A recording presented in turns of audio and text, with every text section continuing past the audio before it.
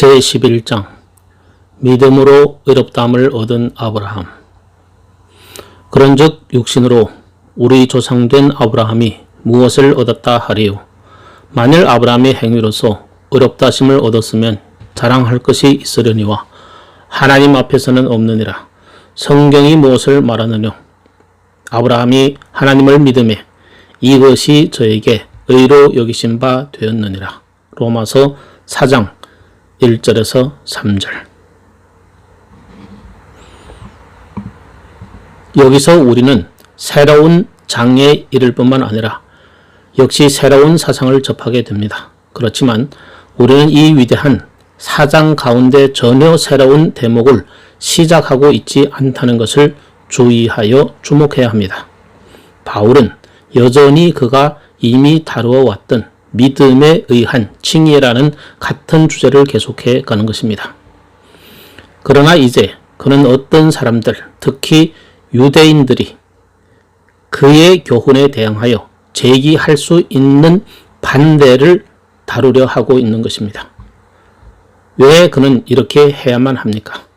제가 믿기로는 그가 이미 2번이나 진술하였던과 같이 그가 쓰고 있는 이 위대한 구원이 하나님의 아들이 세상에 오심으로 그가 행하신 것과 그에게 일어난 모든 것에 의해 확정된 것이며 그것은 전에 율법과 선지자들의 증거를 받은 것이라고 하였는데 그 때문에 그가 그렇게 했으리라 봅니다.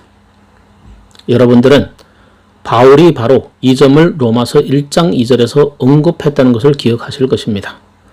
예수 그리스도의 종 바울은 사도로 부르심을 받아 하나님의 복음을 위하여 택정함을 입었으니 그런 다음에 이 복음은 하나님이 선지자들로 말미암아 그의 아들에 관하여 성경에 미리 약속하신 것이라.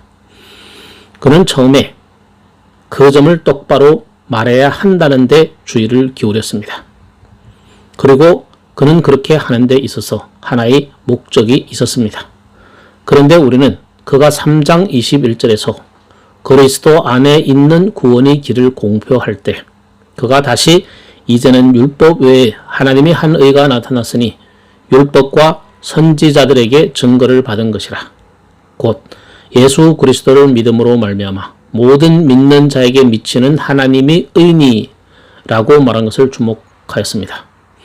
그러므로 그는 2번이나 우리들에게 지금 그렇게 명백하고 뚜렷해진 이 구원의 길이 전에는 율법과 선지자들의 증거를 받았다는 것을 그 사실을 분명하게 파악하고 관찰하는데 절대로 실패하지 말 것을 지나가면서 말해주었던 것입니다. 실로 우리는 그가 이 점을 증명하기 위해서 고심했다는 것을 이미 알아본 바 있습니다. 그 점이 3장 마지막에 나타나 있습니다. 거기서는 그는 이렇게 말합니다. 이 구원의 길은 율법을 폐하는 것이 아니다. 나는 내가 전하고 있는 것을 전파함으로써 율법을 세우고 있는 것이다.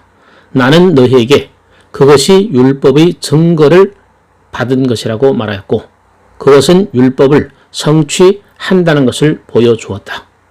상충되는 점은 아무것도 없다. 그러나 그것만으로는 흡족하지 못합니다. 그는 다음과 같은 질문을 제기할 사람이 있을 것을 예상했기 때문에 더 나아가야 한다는 것을 인식한 것입니다. 이제 이 칭의의 길, 당신이 가르치고 있는 의의 길, 그것은 전혀 새로운 어떤 것이 아닌가?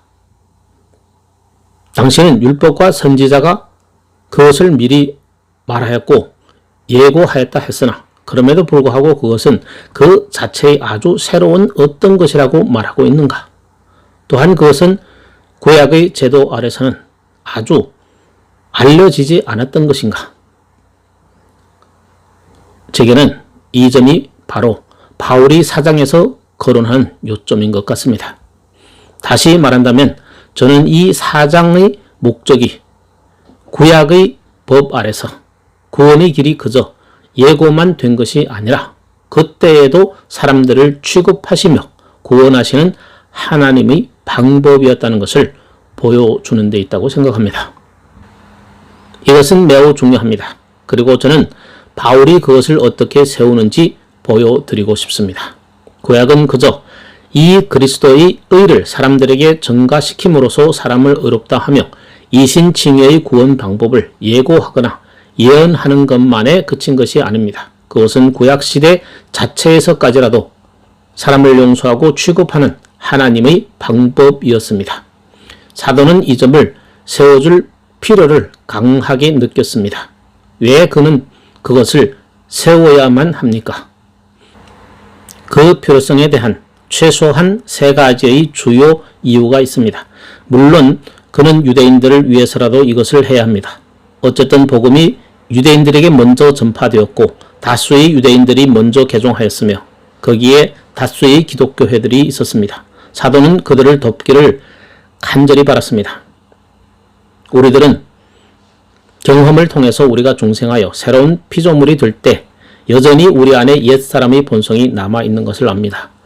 이제 이들 유대인은 참으로 개종하였고 거듭났는데도 불구하고 그들은 유대식의 사고방식에 너무 오래 머물러 있었던 관계로 그것을 깨뜨려 그로부터 완전히 자유로워지는 것이 너무나도 어려웠습니다. 예를 들어 갈라디아서 2장에서 베드로가 한때 바로 그 노선을 따라가는 고민에 빠졌다가 바울에게서 책망을 들은 것을 우리는 압니다. 사도도 그러했는데 사도가 아닌 사람들은 얼마나 더 많이 그랬을 것인가는 짐작이 갑니다. 바울 사도는 그런 사람들을 돕고 싶었습니다. 동시에 복음 밖에 있는 유대인들에게 복음을 전하고 싶어 견딜 수 없었던 것입니다. 그들은 구약의 메시지를 완전히 오해하였기 때문에 복음 밖에 있었던 것이죠. 바로 그 점이 그리스도의 복음을 배척하고 있었던 이유였습니다. 바울이 아주 뛰어난 방식으로 고린도후서 3장에서 이 점을 지적합니다. 그는 말합니다. 그들이 모세의 율법을 읽을 때 그들의 마음을 수건으로 덮었도다. 주께로 돌아가면 그 수건이 벗겨지리라. 그들은 성경의 의미를 깨닫지 못하고 성경을 읽었던 것입니다. 그들은 영적으로 소경이었습니다. 그들의 눈앞에 이러한 베일이 있었던 것입니다. 그들이 복음이 구약 성경과 상치된다고 느끼는 것은 구약을 잘못 이해하면서 기인된 것입니다. 그러므로 사도 바울은 유대인들이 오해를 밝히고 드러내고 싶어 몹시 견딜 수 없었던 것입니다. 더구나 바울은 하나님은 한 분이므로 구원의 문제에 있어서 사람을 대하시는 하나님의 방법도 언제나 하나라는 것을 보여주기를 원했던 것입니다. 우리는 이미 3장 29절에 있는 말씀을 알아보았습니다. 하나님은 홀로 유대인의 하나님뿐이시뇨 또 이방인의 하나님은 아니시뇨 진실로 이방인의 하나님도 되시느니라. 하나님은 한 분이시니라. 그리고 우리는 하나님이 그렇기 때문에 모든 사람에 대한 구원 방식도 오직 하나뿐이라는 점을 못 박아 놓았던 것입니다. 그러나 여기서 바울은 다른 것을 덧붙입니다. 즉 모든 이에게뿐만 아니라 모든 시대에서도 역시 구원의 길은 하나뿐이라는 것입니다. 이것은 분명히 가장 중요하고 중대한 점입니다. 세 번째 이유는 그가 아직도 이 구원의 길이 모든 자랑을 떨쳐낸다는 사상을 염두에 두고 있다는 것입니다. 그는 바로 이 조목을 이용하려는 것입니다. 그는 말합니다. 그런즉 아브라함이 행위로 의롭다 하심을 얻었다면 자랑할 것이 있으려니와 하나님 앞에서는 없느니라.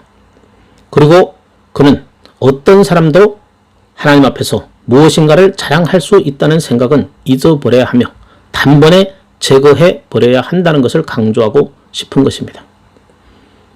저는 그것을 이렇게 지적해 보겠습니다. 좀 더 교리적인 방식으로 그것을 표현하면 이 사장의 주제는 오직 은혜 언약만 있을 뿐이며 모든 세대의 사람들이 똑같은 방식으로 구원받는다는 것입니다. 그것은 구약 시대에서도 신약 시대와 같은 은혜의 언약입니다. 제도에는 차이가 있습니다. 그러나 은혜 언약인 것만은 같습니다. 과거나 현재나 미래나 언제나 구원의 길은 오직 하나뿐인 것입니다. 사람들은 흔히 이 점에 관해 혼란을 일으키곤 합니다. 실제로 구약 성경과 신약 성경 사이를 절대적으로 구분하는 것 같은 사람이 있습니다. 그리스도인들까지도 구약은 아무 쓸모가 없다고 생각하는 사람들이 있었습니다. 제가 두 언약서를 따로 떼어 출판하는 것을 아주 못마땅히 여기는 이유가 바로 이런 것입니다. 우리는 성경 전체에 관심을 가져야 합니다. 왜냐하면 두 언약은 하나이기 때문입니다. 바로 그 부분이 그 당시에 주로 이방적인 취급을 받던 초대 교회로 하여금 구약과 신약을 합동시키도록 지도하셨던 성령님의 지혜와 인도하심의 역사를 깨닫게 되는 부분입니다. 오직 위대한 은혜 언약만 있을 뿐입니다. 구약의 성도들도 우리와 똑같은 방식으로 구원받았습니다. 바울 사도는 이 점을 못 박아 두기를 좋아합니다. 여러 방면에서 그 점에 대한 전형적인 진술이 에베소서에 나타나 있습니다. 너희는 그리스도밖에 있었고 이스라엘 나라 밖의 사람이라. 약속의 언약들에 대하여 외인이요 세상에서 소망이 없고 사람들도 없는 자이더니 그리스도의 피로 가까워졌느니라. 이제부터 너희가 외인도 아니요 손도 아니요 오직 성도들과 우리와 동일한 시민이요 하나님의 권속이라. 에베소서 2장 11절에서 22절. 그 메시지가 의미하는 바는 무엇입니까?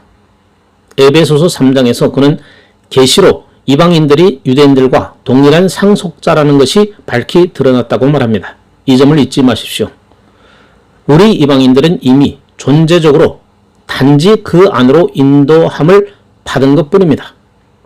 그것은 전혀 새로운 것이 아닙니다. 유대인들은 먼저 그 안에 있었고 우리들은 그들과 함께 그 안으로 들어온 것입니다. 우리는 그들과 동일한 상속자요, 동일한 소유자요, 동일한 시민입니다. 더구나 바울은 이 로마서 11장에서 감람나무의 비유를 들어 그 점을 더더욱 분명하게 지적합니다. 감람나무는 진정한 교회의 그림입니다. 참 감람나무인 유대인들이 있었습니다. 그러나 이들 중 얼마가 그들이 믿지 아니함을 인하여 꺾여져서 돌 감람나무 가지인 이방인들이 접붙임을 당했습니다. 그러나 그것은 한 나무요 같은 뿌리입니다. 그는 역시 거기서 또 다른 그림을 사용합니다. 그런 모든 사람들이 같은 떡덩이 속에 속한다고 합니다. 바로 그 점이 이 사장에서 취급하려는 주제입니다. 하나님은 한 분뿐이기 때문에 신약시대나 구약시대나 구원의 길도 오직 하나뿐입니다. 그리고 또 다른 것이 있을 수는 없습니다. 오직 한 길뿐입니다. 하나님과 화해하는 길은 오직 하나뿐입니다. 그것은 하나의 같은 은혜 언약입니다. 예나 지금이나 미래에도 사람이 이 길 이외에 다른 어떤 길로 하나님의 나라에 들어갈 수 있는 시대는 결코 없을 것입니다. 우리는 사도가 진행하는 대로 따라가기로 합시다. 그는 가장 두드러진 방식으로 그것을 증명합니다. 그가 유대인의 오랜 역사 가운데서 살았던 가장 좋은 증인 두 사람을 선택하는 일을 행합니다. 그는 아브라함과 다윗을 택합니다. 이렇게 함에 있어서 바울은 마태가 그의 복음서 맨 처음에 행한 것과 똑같습니다. 아브라함과 다윗의 자손 예수 그리스도의 세계라. 마태는 이 두 사람 아브라함과 다윗을 택하였습니다. 다윗은 왜 택했을까요? 자기 허리에서 메시아가 날이라는 약속을 특별히 다윗에게 주셨기 때문입니다. 하나님은 아브라함과 언약을 맺으셨습니다. 그리고 그는 다윗과도 그 약속을 되풀이하셨습니다. 그 때문에 바울은 디모데에게 편지를 쓰면서 나의 복음과 같이 다윗의 씨로 죽은 자 가운데서 다시 살으신 예수 그리스도를 기억하라. 항상 마음 가운데 간직하라고 하였습니다. 다윗 왕은 그 자신 안에서 오실 메시아에 대한 너무나 놀라운 모형이었습니다. 그래서 바울 사도는 아브라함과 다윗을 거론함으로써 유대 백성의 전체 오랜 역사 가운데서 중대한 두 가지 경우를 논하고 있는 것입니다. 유대인들은 이 두 사람을 매우 자랑으로 여겼습니다. 그들은 자기들이 지난 날을 되돌아보고 영원토록 그들을 칭송하고 찬미하고 있었습니다. 우리의 아버지 아브라함, 다윗 대왕, 이스라엘의 명시인, 일으킴을 받아 하나님의 축복을 받은 사람. 생각할 문제는 이 두 사람이 어떻게 해서 그렇게 하나님의 총애를 받기에 이르렀습니까? 어떻게 이들은 하나님이 그들 가운데서 당신의 기쁘신 뜻을 그렇게 또렷하게 확증하는 데 쓰인 그 지위와 신분을 얻게 되었습니까?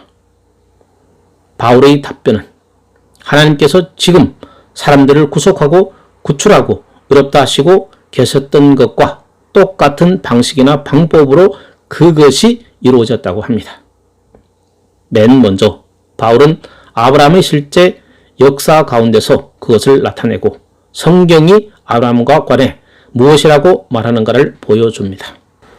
그런 다음에 다윗이 친히 시편 32편 2절에서 말한 차원에서 그것을 표현합니다. 그 점이 이 사장에서의 그의 논증이며 우리는 이런 방식으로 사장의 내용을 분해할 수 있는 것입니다. 1절로 5절까지는 아브라함의 경우를 그 사람과 그에 대한 성경의 진술을 통해 알아보고 있습니다.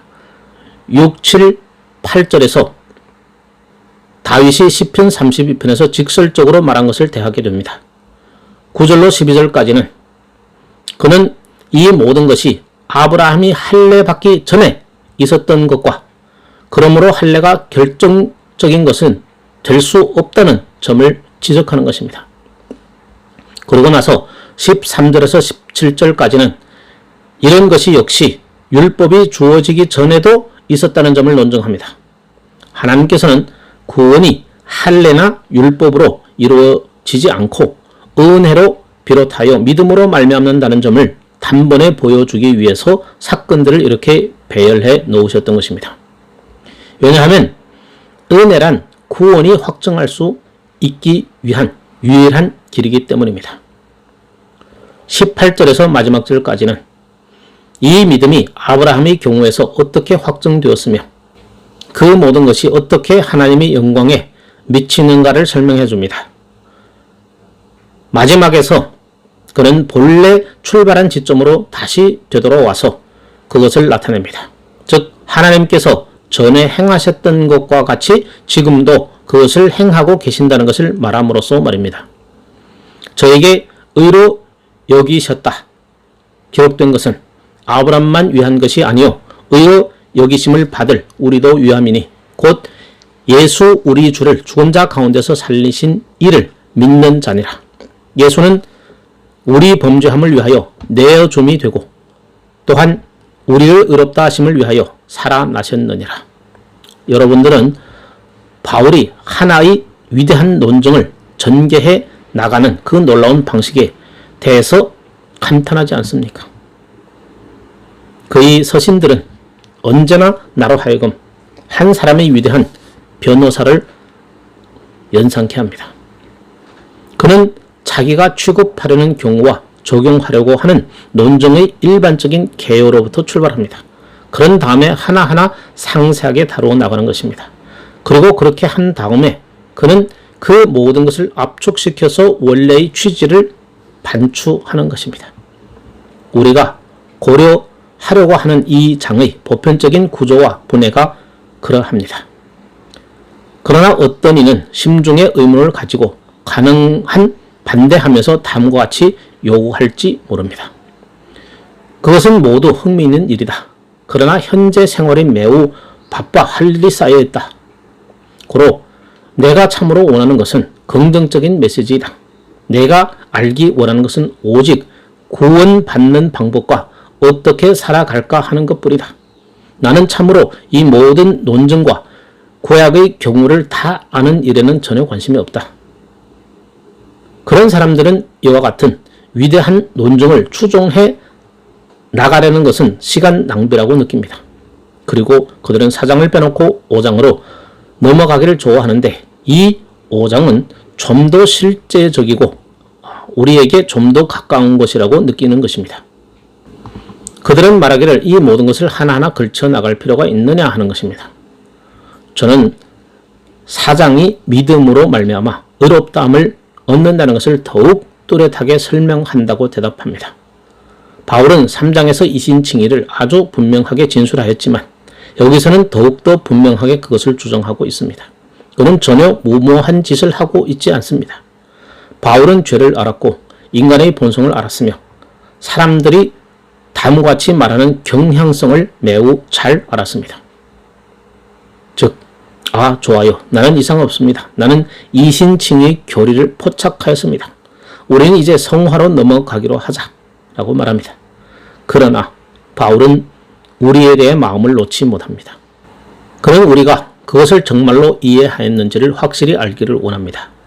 두 번째 이유는 이렇습니다. 저는 이 사장이 구약을 이해하는 매우 귀중한 열쇠가 된다고 생각합니다. 사람들이 종종 구약을 읽을 때 혼란을 겪고는 읽는 것을 포기하곤 합니다. 그리고 나서 나는 정말 이 모든 것으로 고심할 수 없으니 나는 신약으로 넘어갈 것이다. 그러나 여러분들은 구약을 반드시 읽어야 합니다. 그리고 제가 보여주기를 원하는 이 사장이 그 점에 대해 큰 빛을 던져줍니다. 다시 우리가 진실로 다른 사람들을 돕기를 원한다면 이 사장의 논증을 포착해야 함이 진수가 됩니다. 바울이 제가 여러분에게 말씀드린 바와 같이 구원에 대해 고심하던 유대인들을 돕기 원하여 이것을 썼던 것입니다. 여러분들은 여전히 구약에 대해 고심하는 사람들이 있다는 것을 발견하실 것입니다. 그리고 만일 그들을 정말 돕기를 원하며 그들에게 무언가를 설명할 수 있으려면 여러분들은 이 논증들이 어떻게 서술되어 가는가를 익혀야 하며 바꾸어 말해서 여러분 스스로가 그것을 이용하는 방법을 배워야 합니다.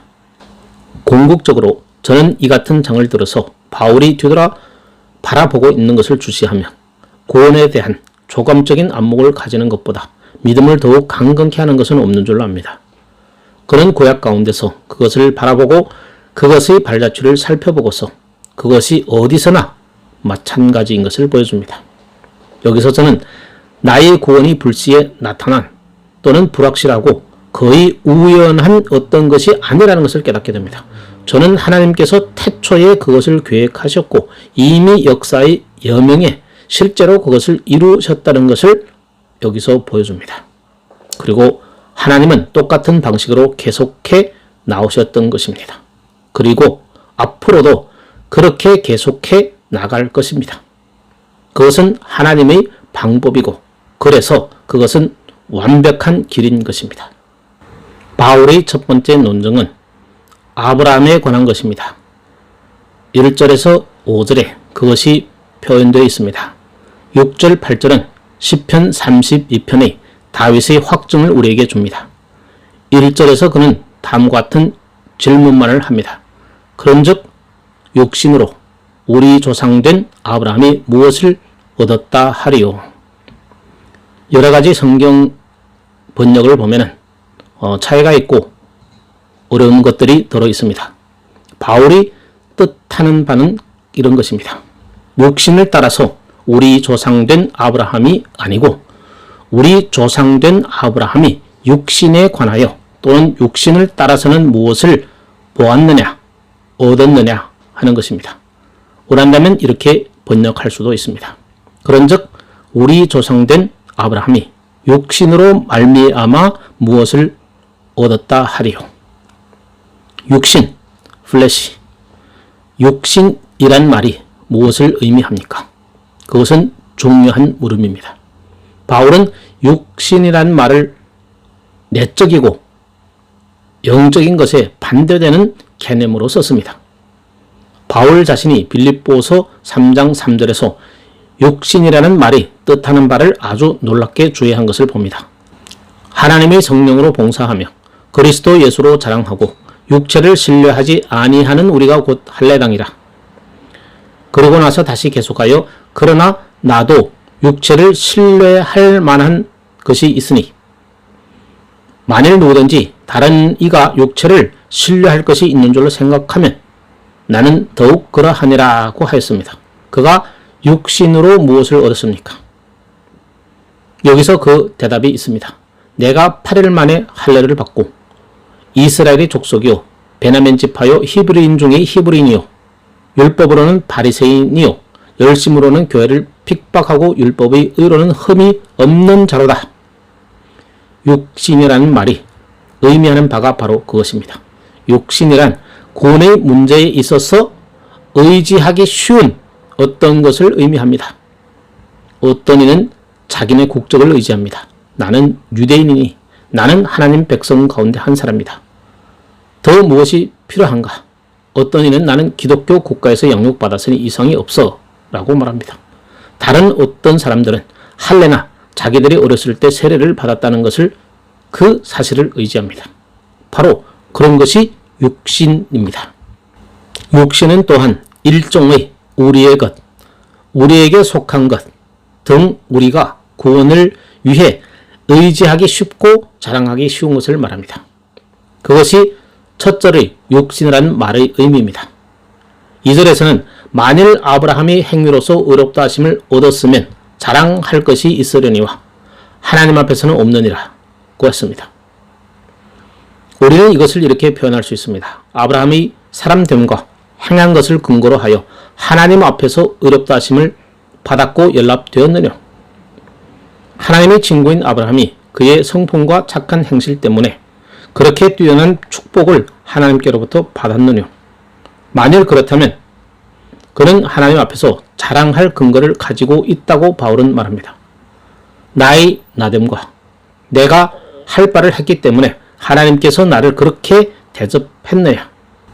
그렇다면 그는 하나님께 이렇게 말할 수 있습니다. 내가 그렇기 때문에 나는 축복받을 권리가 있나이다. 그는 하나님 앞에서 자랑할 거리를 가질 것입니다. 그러나 바울은 하나님 앞에서는 그것이 불가능하다고 말합니다. 제가 보기에 그것은 바울이 이 점에서 너무 심정의 충격을 받고 그런 생각으로 그의 영에 너무나 큰 아픔을 받았기 때문에 하나님 앞에서는 없느니라는 말밖에는 할 말을 잊어버린 것 같습니다. 그는 다음과 같이 말하는 것 같습니다. 나는 너희에게 어떤 육체도 하나님의 존전에서 자랑할 수 없음을 누누이 보여주었다. 모든 사람이 죄를 범하였으며 하나님의 영광에 이르지 못하였다. 한 사람도 하나님 앞에서 자랑할 수 없다. 그런 일은 상상조차 할 수 없는 일이다. 그러나 그는 계속합니다. 나는 그쯤 해둠으로써 일반적인 진술로 끝내서는 안 된다. 3장을 말합니다. 나는 이것을 증명하기 위한 독특한 성경의 진술을 대하게 되는 것이다. 성경이 무엇을 말하느냐? 그가 성경이라는 말을 성경들이라고 하지 않고 단수로 성경이라고 하는 것을 특히 주목하십시오. 저는 잠시 옆길로 빗나가려는 유혹을 피해야 합니다. 그럼에도 불구하고 오늘날 같은 시대에 사람들이 성경, 특별히 구약, 그 가운데서도 창세기를 비평할 때 바울이 창세기 15장으로부터의 한 진술을 토대로 모든 것을 어떻게 서술하려는지를 주목하는 것은 흥미있는 일입니다. 성경이 무엇을 말하느냐? 그가 말하는 것은 아브라함이 하나님을 믿음에 그것이 저에게 의로 여기심을 받았다는 것입니다. 논란의 결론을 맺는 증거가 있는 것입니다. 깊이 생각해 볼 필요가 없습니다. 그리고 논제할 필요가 없습니다. 성경 자체가 그것을 단번에 단정해 버렸습니다. 창세기 15장의 이 진술 말씀은 가장 중요한 선언입니다. 이 말씀은 성경에서 이신칭의의 교리가 분명하게 진술된 맨 처음의 말씀입니다. 여러분은 언제나 이 믿음으로 의롭다함을 얻는다는 교리가 신약에서만 발견된다고 생각하셨습니까? 여러분들은 창세기 15장 6절에서 그것이 나타났다는 것을 인식했었습니까? 그 창세기 말씀 속에서 그 교리가 맨 처음으로 분명히 드러나게 진술된 적은 없습니다. 비록 그것은 그 전에 암시적으로 표현되기는 했지만 말입니다. 그 진술이 그처럼 중요하기 때문에 우리들은 그 의미에 대해 아주 명백해야 합니다. 아브라함이 하나님을 믿었다. 그 말은 무엇을 의미합니까? 우리들의 첫 번째 대답은 그것은 하나님과 여러 명제에 대한 교훈에 단순히 지적인 찬동만을 표명한 것을 말하지 않는다는 것입니다. 그것도 포함합니다. 그러나 그것 이상의 무엇입니다. 바울 사도가 신뢰와 이탁의 전체 사상을 드러내기 위해서 그 말을 사용한 것입니다. 아브라함은 하나님을 신뢰했습니다. 그것이 의로 여기심을 받았던 것입니다. 그러나 여기서 우리가 가장 주의를 기울여야 하는 것은 사람들이 바로 이 진술을 그릇되이 해석한다는 것입니다. 우리는 몇몇 그릇된 해석을 살펴보고 그렇게 함으로써 우리 자신을 시험해 봅시다. 어떤 해석은 아브라함이 하나님을 믿음에 그것이 저에게 의로 여기신 바 되었다는 말씀이 다음과 같은 것을 의미한다고 합니다. 아브라함은 경건한 사람이며 하나님을 경외하는 사람이었고 신앙적인 사람이었다. 아브라함은 하나님께 순종하기를 기뻐했고 하나님께서 명하신 것을 행하기를 즐거워하였다. 그가 행한 대로 그를 대접하였다는 것입니다. 믿음으로 말미암는 칭의입니까? 창세기 15장이 말하는 것이 그것입니까? 그들은 주장합니다. 창세기 15장의 의미가 그러하며 지금도 여전히 구원의 방법이 그렇다는 것입니다.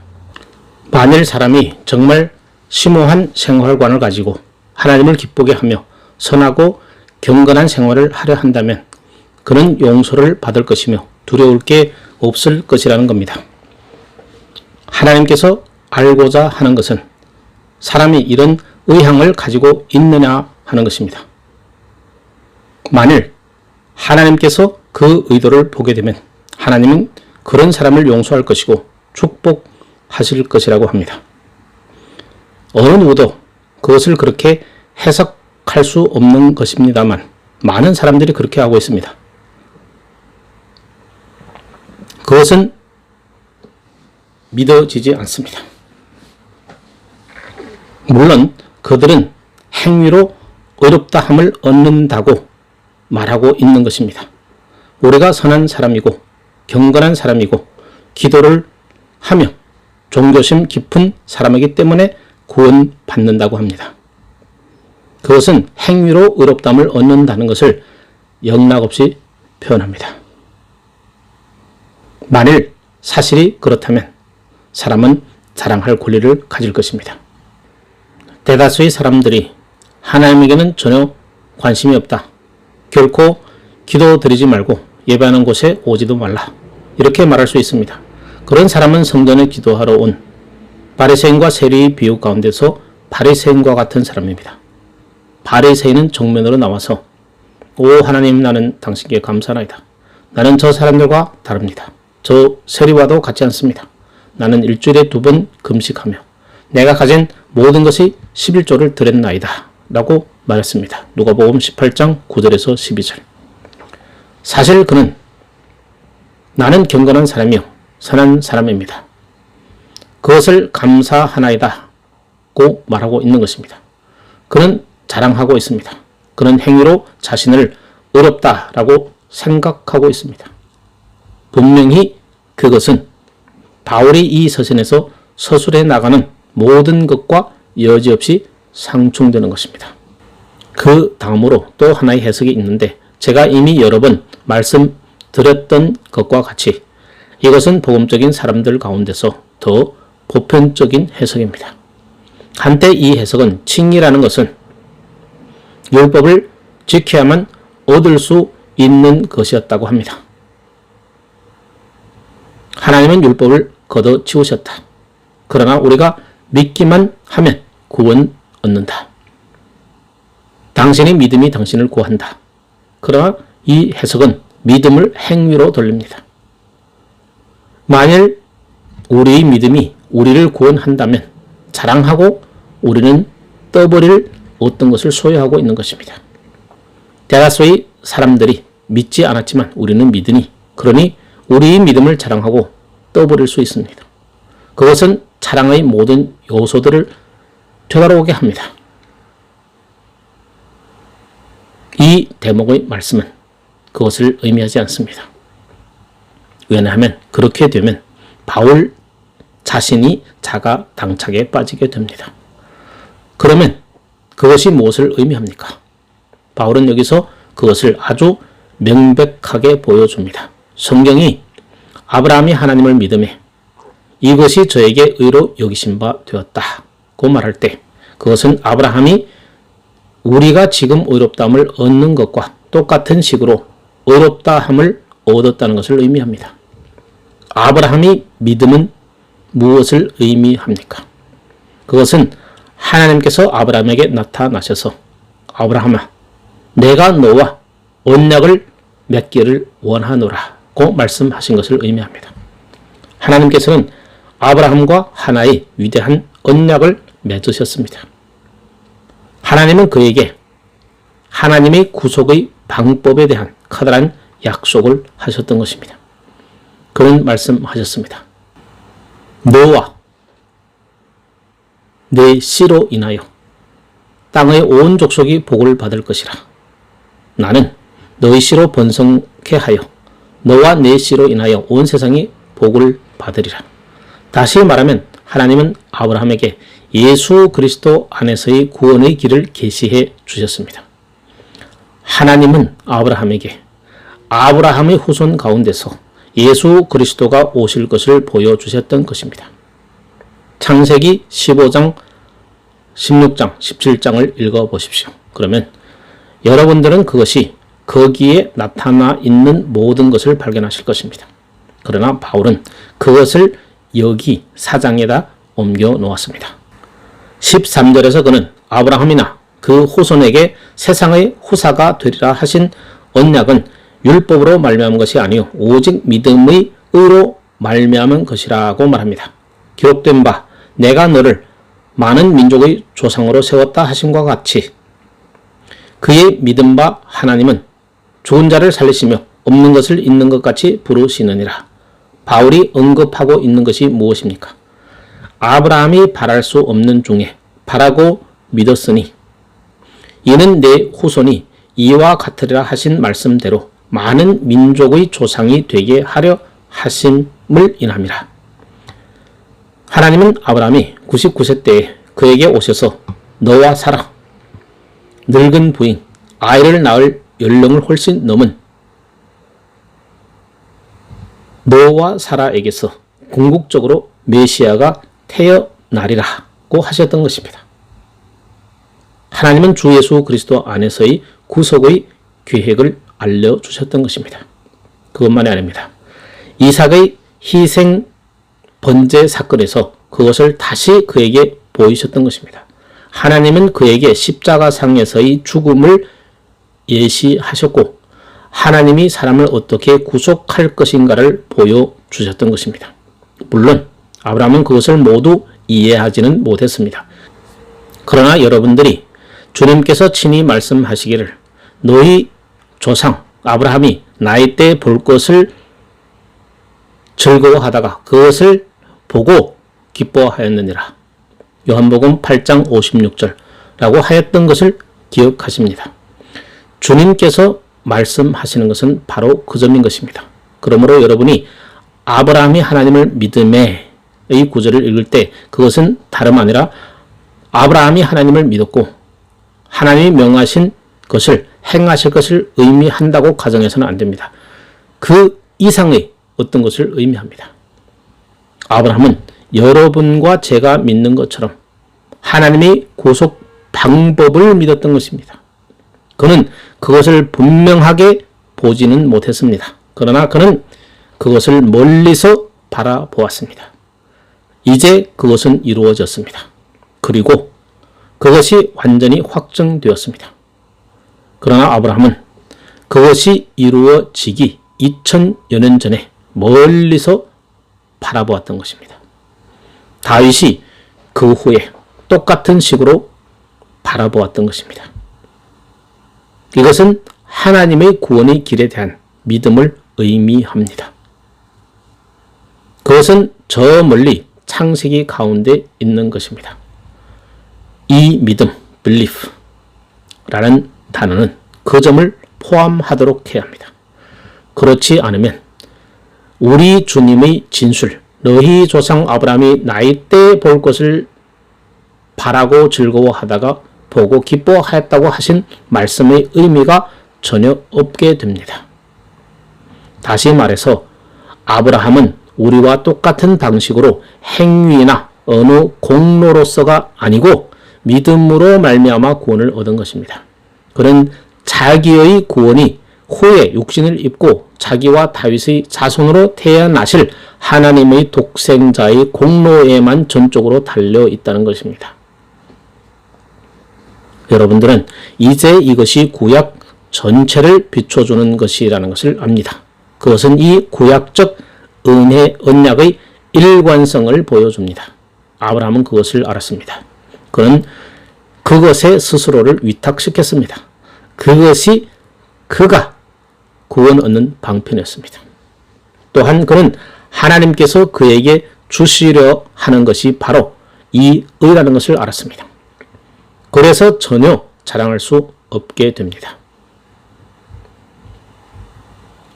우리는 역시 여긴 바라는 말을 일별해야겠습니다. 아브라함이 하나님을 믿음이 이것이 저에게 의로 여기신 바 되었느니라. 흠정역 AV 성경이 계산된 바라는 단어를 채용한 것은 유감스럽습니다. 다음 절에서는 여기다 그리고 6절에서는 전가시키다 라는 단어를 사용했는데 사실상 바울 사도가 이 세 경우에서 사용한 말은 정확하게 같은 말입니다. 그래서 매 경우마다 그 말을 여기다 라고 번역하는 것이 좋습니다. 이 말은 무엇을 의미합니까? 그것은 이미 우리가 3장에서 고려해 본 것입니다. 이 여기다 라는 말이나 전가하다 라는 말은 무엇인가를 어떤 사람의 계산에 옮겨 놓는 것을 의미합니다.